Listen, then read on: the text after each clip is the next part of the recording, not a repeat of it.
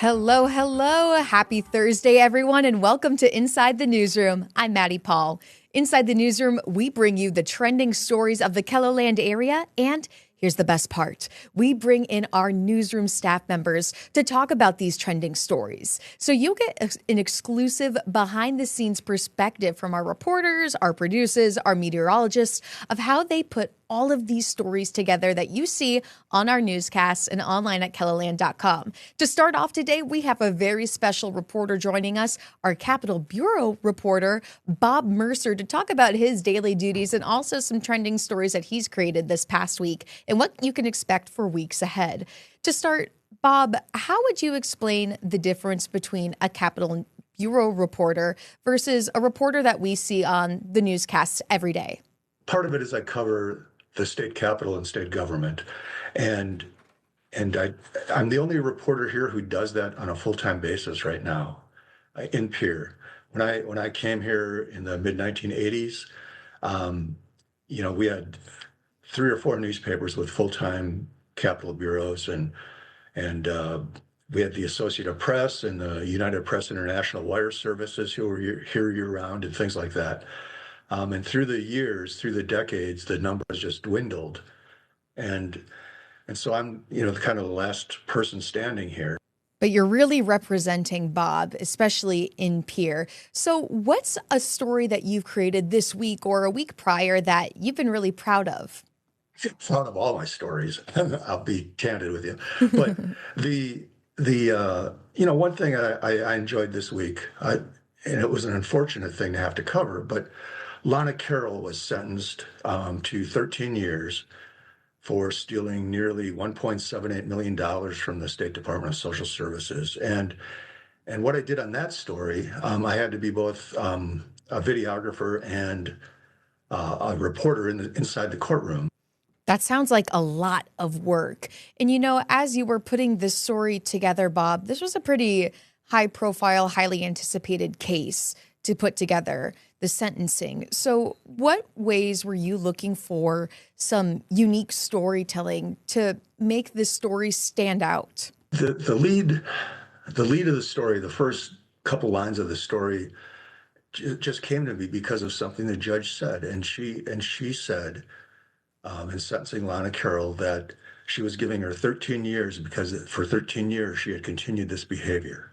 And when I got back, I just thought that's the beginning of the story, and that's what I wrote, and from there it just continued to write itself. And the other thing is that there's no way you can get everything down during a courtroom hearing, because in South Dakota you're not allowed to tape record it and without special permission, and their cameras generally aren't allowed in either. And so you have to take good notes quickly. And so I tried to take as good a notes as I could, and I paraphrased the other parts of of what was intended to be said by both by Lana herself, by the judge, Christina Klinger, by the Attorney General, Marty Jackley, and by her defense attorney. And so I got good quotes out of that. And it was also a good visual in that it would have been an interesting sentencing to have a camera inside of, because of just the drama that was going on. And she was, from the beginning, she was wiping away tears or what appeared to be tears.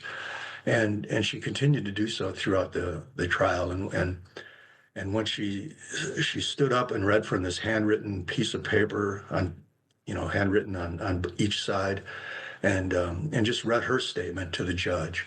And there was just a lot of drama there, and just the fact that within the courtroom, the Secretary of Social Services, Matt Altoff, he was there, and she had victimized his department, she had victimized the taxpayers of South Dakota, and so all of that together just made a formula that was just honestly made for video.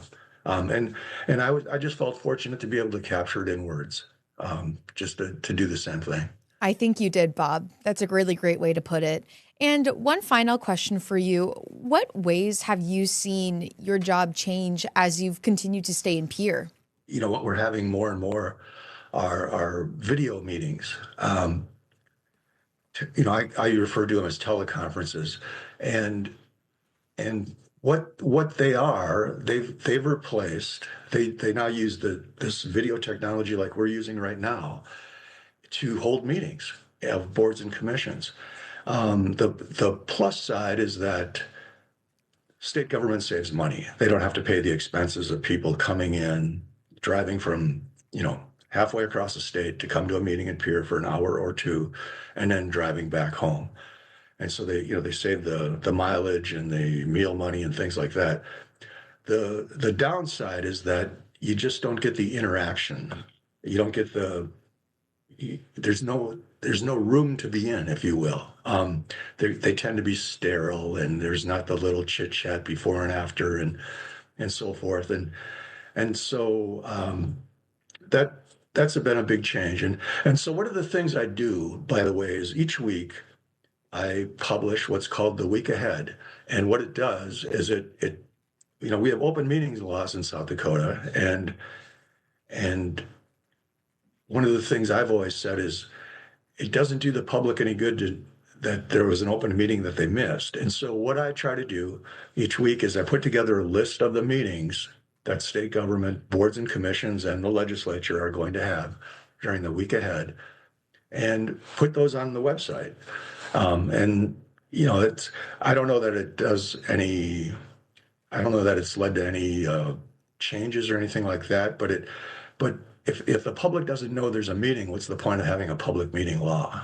And that's kind of the fundamental belief I have, is the public has to know there's a meeting. And so it's just a service I see as a good service for the public. Bob, thank you so much for joining us here on Inside the Newsroom and giving us a look at your work. And if you'd like to read any of Bob's articles, either the sentencing of Lana Carroll or even those week ahead stories that he's talking about, you could always check this out on KELOLAND.com. Scan that QR code that you see on your screen right now. And stay with us for Inside the Newsroom. We're going to bring in more of our newsroom staff members to talk about trending stories. To start, let's see how we need to get our IDs verified before using adult websites. It's a new law that just passed. We're going to learn more about it when we come back after the break.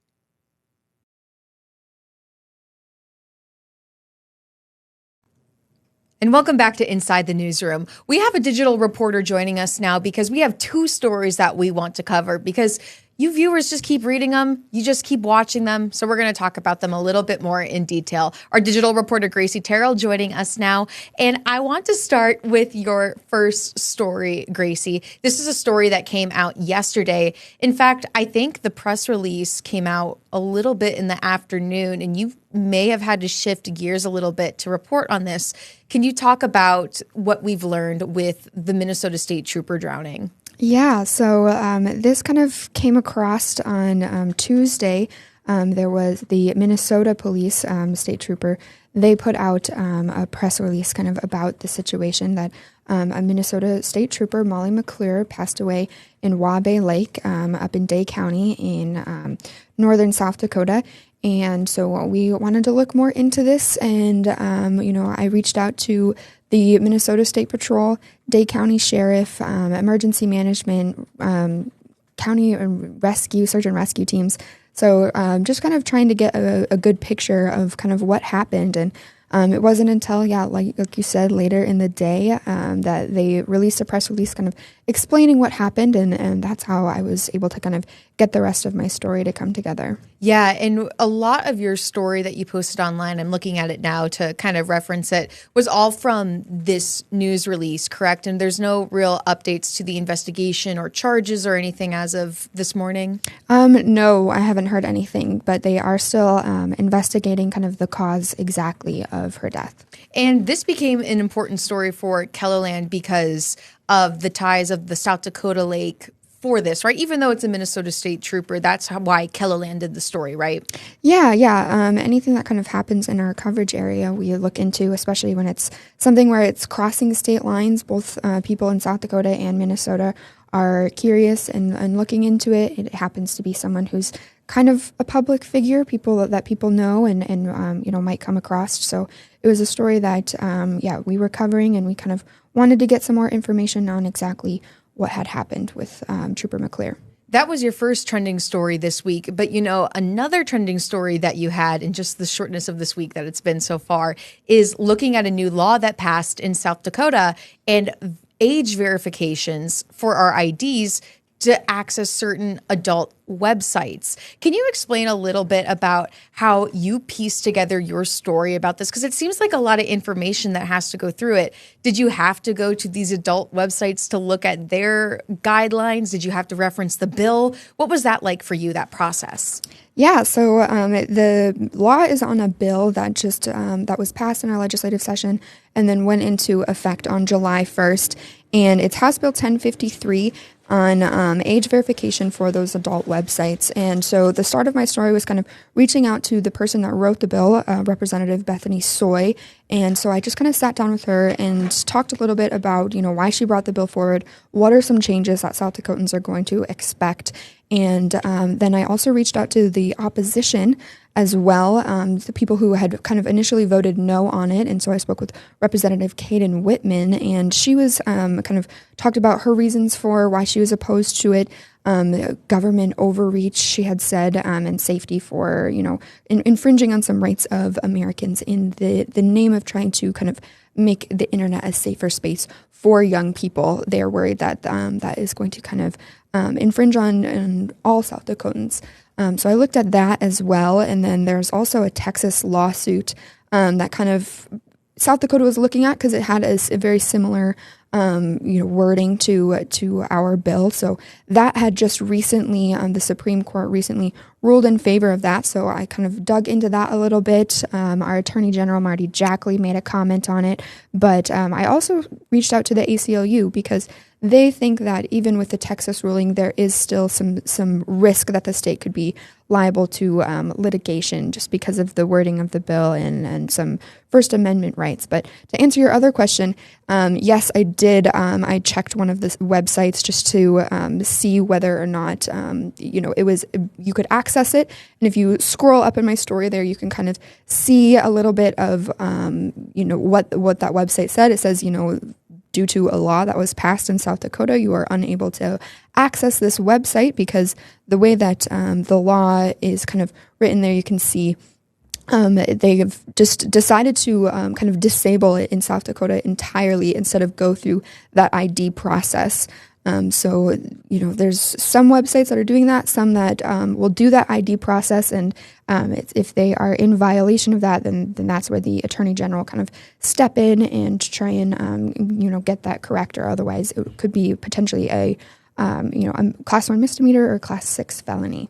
Gracie, you sound like an expert of knowing this law now because, there's so much details that go into it, especially when you have to put it together in a story like this. Did you find yourself asking questions of, would a viewer think this way? And that's why you included it in the story? Or was it just kind of natural to think, yes, this section, this part, like if a website has to comply with a law or not, needs to be in? Was that kind of a natural fit for you? Or were you trying to think like, what would a viewer be asking right now? Kind of. What comes to my mind is some questions around the headline that I had.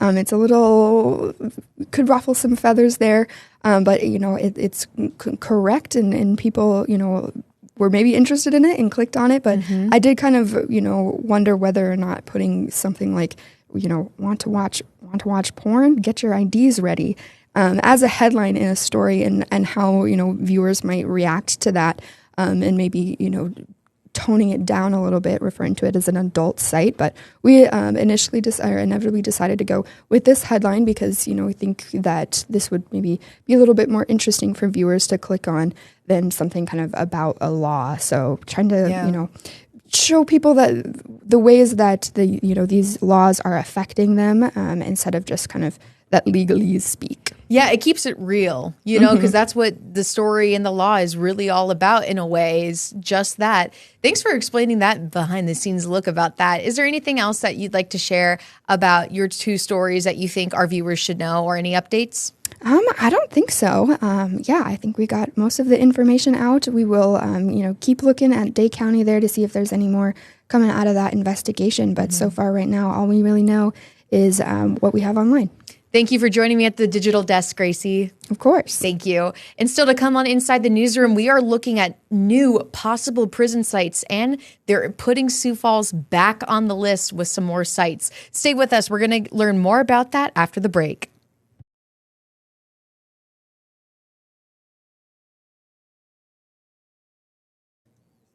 And welcome back to Inside the Newsroom. Now, Project Prison Reset Task Force may have another possible men's prison site to examine and analyze and go through. In fact, there may be 2 new possible sites coming on the list in Sioux Falls.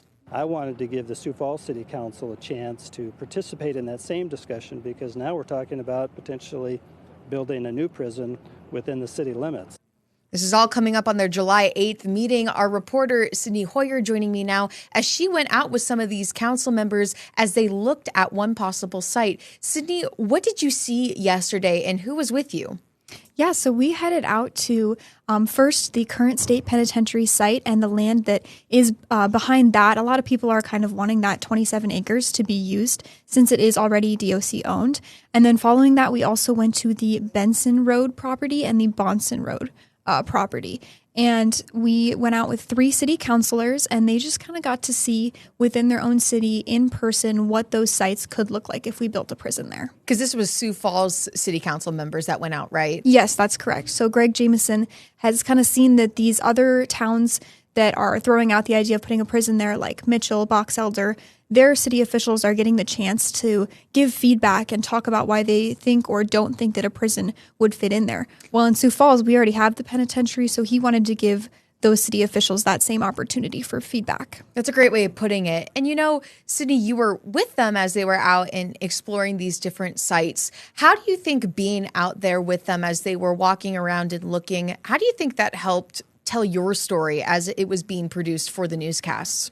Yeah, I think for one, definitely the current state penitentiary land behind the Jameson Annex was the biggest one that counselors were able to see and get a better understanding of, because in the past it's kind of been phrased that this land is just connected to the prison, when in reality you have the river in between, a bike trail, and just kind of a lot of land and a lot of space in between. And so that was eye-opening for them, and they said that that was definitely more disjointed, is what Miranda Basie told me.